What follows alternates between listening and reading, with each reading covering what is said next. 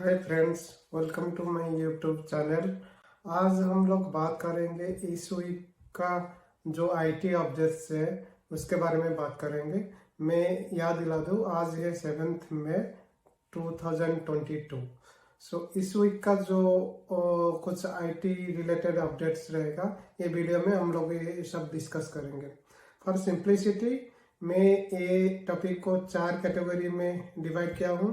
First category हम लोग बात करेंगे government related any update IT का। सेकंड में हम लोग बात करेंगे take update in general. Third में हम लोग बात करेंगे IT industry standards like salary और रिक्रूटमेंट रिलेटेड। और लास्ट में हम लोग बात करेंगे एनी पर्टिकुलर टॉपिक के ऊपर which will enhance our IT knowledge. So let's get started. First government update हम लोग अभी देखेंगे। जो रिसेंटली आईटी मिनिस्टर हमारा जो अश्विनी वैष्णव है, वो डिक्लेयर किए हैं कि they are planning to train around 85,000 freshers from BTech, MTech और PhD students in chip manufacturing concept और टेक्नोलॉजी। उसमें क्या होगा, they will go to different universities. They have identified or they are yet to identify 120 such colleges, and they will have their collaboration with them. And ये 120 university से students को लेके वो लोग एक सीडैक जो गवर्नमेंट का ऑफिस है वहाँ पे ट्रेनिंग देना स्टार्ट करेंगे। और वंस वो ट्रेनिंग खत्म हो जाएगा तो जो ग्रेजुएट्स लोग directly they can apply for any chip manufacturing company में। तो ये बहुत फायदा होगा। अगर आप अभी बीटेक और एमटेक कर रहे हैं तो आप जरूर जाकर चेक करना कि आपका यूनिवर्सिटी ये जो प्रोग्राम का लाभ उठा सकता है कि नहीं। सेकेंड पॉइंट आते हैं टेक अपडेट में। इसमें हमारे पास इस वीक के लिए दो मेजर अपडेट है। फर्स्ट अपडेट है कि एप्पल, गूगल और गूगल, माइक्रोसॉफ्ट, ये सब बड़े कंपनीज दे आर प्लानिंग कि एक नया फीचर लेके आएंगे जो होगा पासवर्डलेस। दैट मीन्स एक बार तुम लॉग इन कर लिए सिस्टम में, एक बार ऑथेंटिकेट हो गया, वो तुम same login credential automatically you can use for different applications और ब्राउजर्स। तुमको बार बार पासवर्ड प्रोवाइड और लॉगिन डिटेल्स डालना नहीं पड़ेगा। उसमें क्या फायदा होगा कि आपको बहुत सारे पासवर्ड याद नहीं रखना पड़ेगा। और हमारे पास बहुत सारे पासवर्ड आ जाता है तो कहीं ना कहीं कॉम्प्रोमाइज होने का डर रहता है, तो वो हट जाएगा।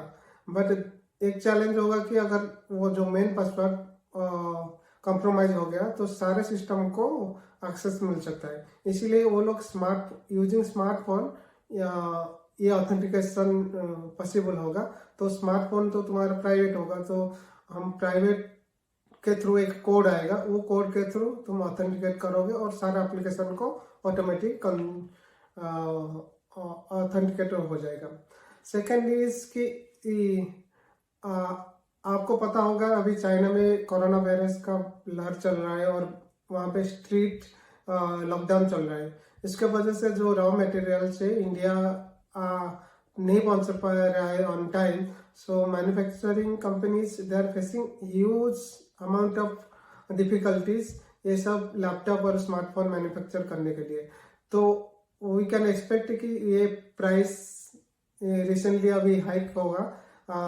We are expecting like 5 to 10% hike in the price in coming days. So laptop और स्मार्टफोन अगर आपको खरीदना है तो आई सजेस्ट कि कुछ दिन के लिए आप रुक जाओ, then you can think of buying.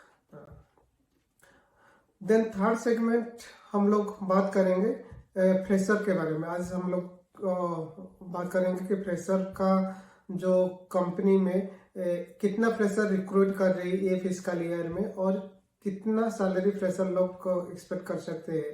तो जो बड़े 4 companies TCS, Infosys, Wipro and HCL India का, सो TCS अभी एक्सपेक्ट कर रहा है कि 40,000 फ्रेश ग्रेजुएट को रिक्रूट करेगा, Infosys 50,000, Wipro 38,000 and HCL 35,000 employ को as a fresher they will recruit.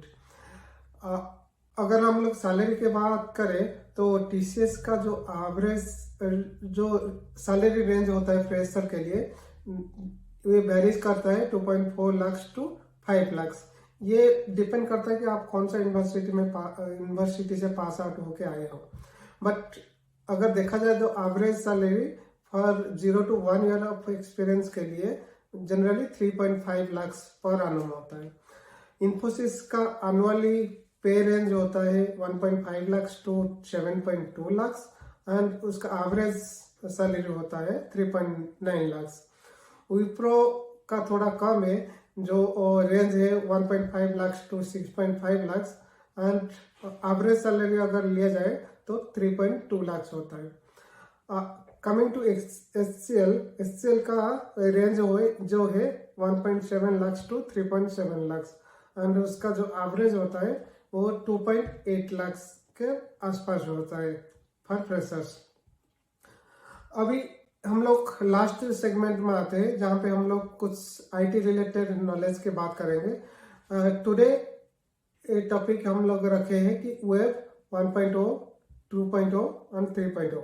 हम लोग देखेंगे क्या मेजर डिफरेंस इन तीनों में। वेब 1.0 जो 2000 से पहले होता था, उसमें क्या होता था कि बहुत कम क्रिएटर रहते थे, content creator, but consumer comparatively बहुत ज़्यादा रहते थे। सो जनरली जो क्रिएटर जो लोग होते हैं वो प्राइवेट वेब पेजेस बनाते थे और उसको कंज्यूमर्स लोग यूज करते थे, बट उसमें ज़्यादातर सोशल एक्टिविटी और फीडबैक का और कमेंट का ज़्यादा स्कोप नहीं था। और एक बात है कि वहाँ पे एडवर्टाइजमेंट एकदम बैन था। आज का जैसे फीड में आ जाता है एडवर्टाइजमेंट, तभी वो नहीं था। वेब 2.0 जो होता है वो यूजर जनरेटेड कंटेंट होता है और वो उसको पार्टिसिपेटिव सोशल वेब बोला जाता है, बिकॉज एक बंदा कमेंट करता है तो दूसरे बंदा कमेंट करने का स्कोप होता है, तो ज़्यादातर इंटरेक्टिव हो जाता है। ये कौन सा लैंग्वेज फ्रेमवर्क में डेवलप होता है?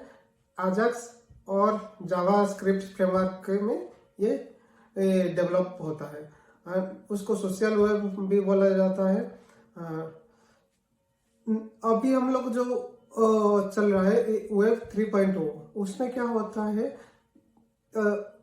more emphasis has given to the database side. Front end से इतना emphasis नहीं है, उसको हम लोग शिफ्ट कर दिए डेटाबेस के साइड में। डेटाबेस के साइड में क्या होता है, जितने सारे कंटेंट होता है वो एक सेंट्रल रिपोजिटरी हिसाब से रहता है और उसको डिफरेंट एप्लीकेशंस और वेब ब्राउजर उसको एक्सेस करता है and the same data they can view in different perspective। तो डेटाबेस का बहुत सारे इम्पोर्टेंट रहता है यहाँ पे। So more focus is given to the database.